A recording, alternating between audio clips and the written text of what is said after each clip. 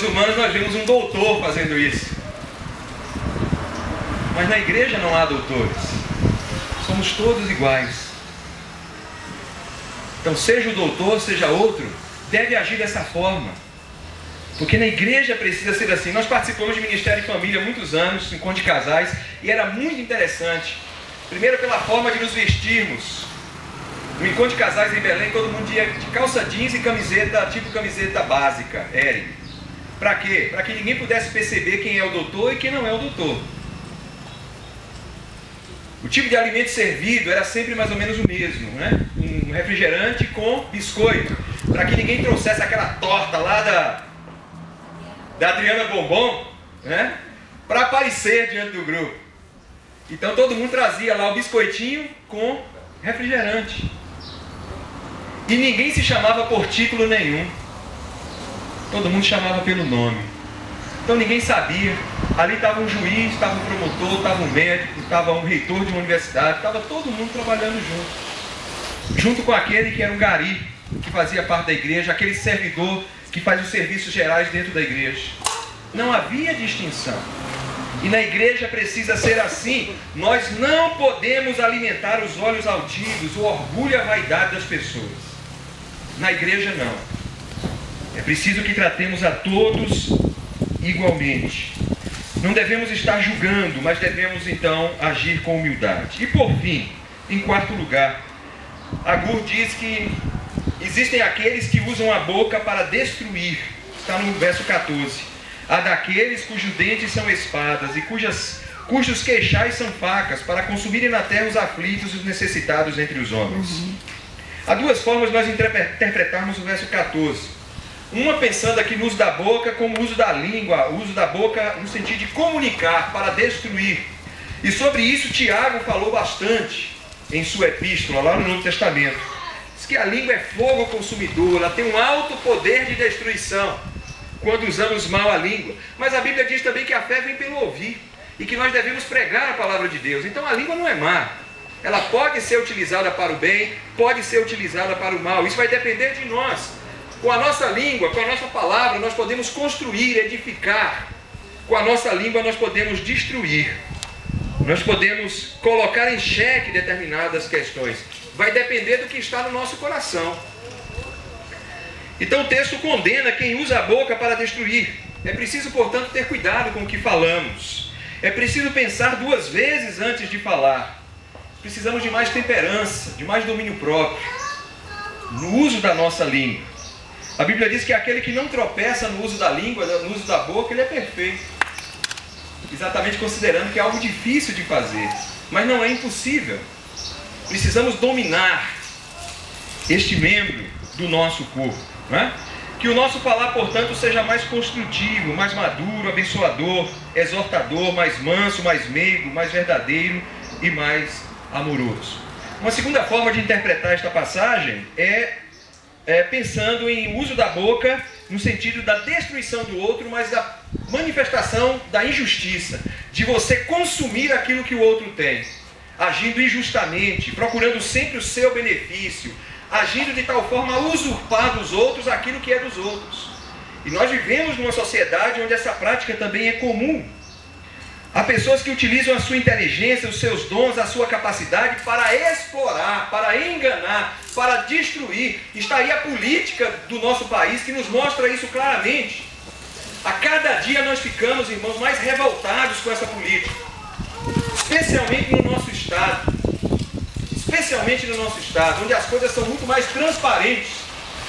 E nós vemos a podridão com muito mais facilidade, com muito mais clareza.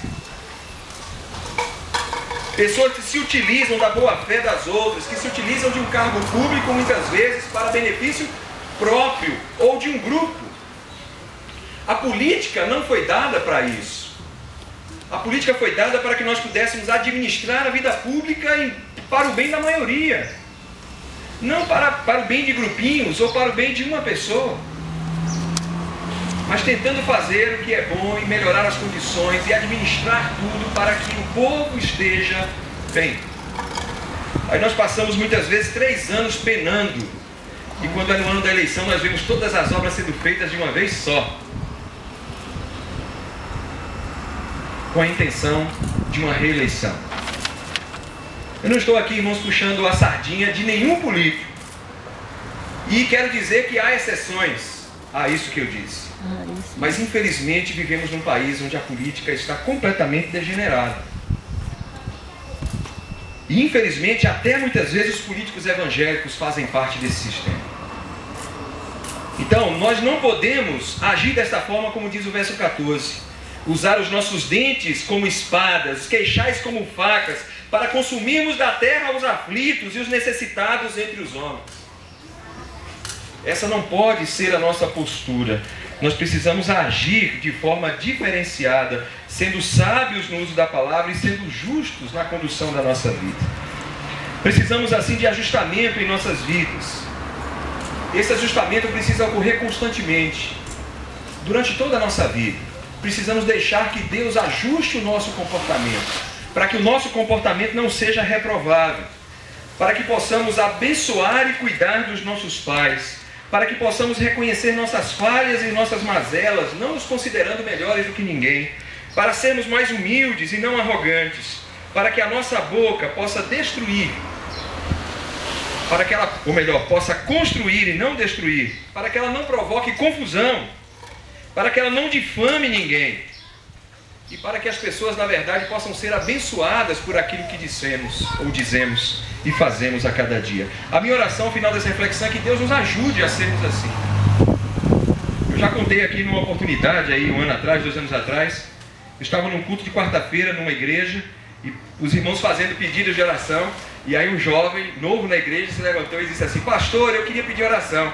Eu queria pedir oração porque eu estava trabalhando na secretaria tal, e eu perdi o esquema, agora eu quero um esquema novo. E eu queria pedir aos irmãos para que Deus me desse um novo esquema. E eu disse para ele: irmão, nessa igreja nós não oramos por esquemas. Ou oramos? Não. Eu não oro, não. Nem nos envolvemos em esquemas, não é verdade? O povo de Deus não se envolve nessas coisas. Ou pelo menos não deveria se envolver com estas coisas. Que Deus tenha misericórdia de nós, que Deus nos ajude para que esses comportamentos inaceitáveis não façam parte da nossa vida. Amém? Amém. Vamos orar e vamos partir para o café da comunhão. Senhor nosso Deus e Pai, nós estamos diante do Senhor nesta manhã, reconhecendo que somos miseráveis diante do Senhor. Reconhecendo que muitas vezes as nossas práticas, as nossas atitudes são reprováveis. Pedimos ao Senhor que tenha misericórdia de nós, Senhor Deus. Pedimos misericórdia porque até às vezes fazemos o que é certo, mas com a intenção errada no coração. Fazemos para aparecer, para nos sentirmos melhores diante dos homens. E isso é reprovável diante do Senhor. Ó Deus, nos dá consciência a cada dia destas coisas.